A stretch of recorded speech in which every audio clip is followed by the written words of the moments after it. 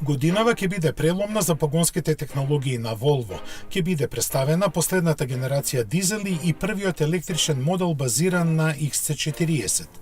Неговиот развој е при крај, а серијата тестирање навлегува во интензивна фаза. Овој модел уште при неговото создавање беше планиран да биде електричен, заради што и платформата му е прилагодена да прими ваков погонски склоп. Заеднички е развиена со Lynk & Co, кој има големи планови за освојување на Европа токму со електричните возила.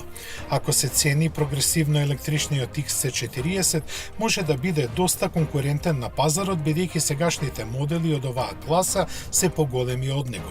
Volvo има планови до 2025 година автомобилите со електричен погон да учествуваат со 50% во глобалната продажба, а XC40 очигледно треба да има исклучително важна улога во нивното остварување. Како преодна фаза, целата гама ќе добие хибридски погонски групи. Тие и сега се присутни, но само како плагин изведби во топ верзиите на поскапите модели.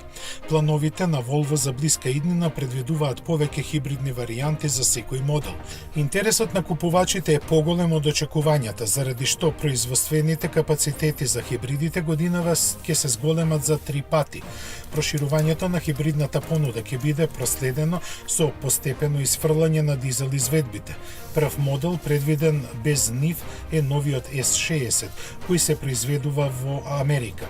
Останатите во транзицискиот период се уште ќе имаат дизелашка поддршка од последната генерација вакви мотори, за кои деталите ќе ги слушнеме наскоро.